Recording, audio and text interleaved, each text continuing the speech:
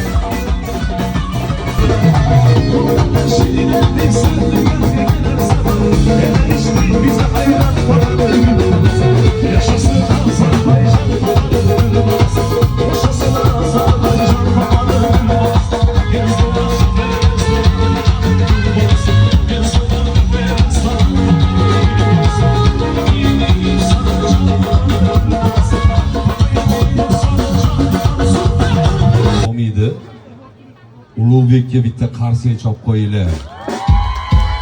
Ulug'bek andijonliklar va Andijon shahrimizga tashrif buyurgan aziz mehmonlar, Navro'zmal savdo va ko'ngilochar majmuasi Coca-Cola brend nomidan seni yangi yil bilan tabriklayman.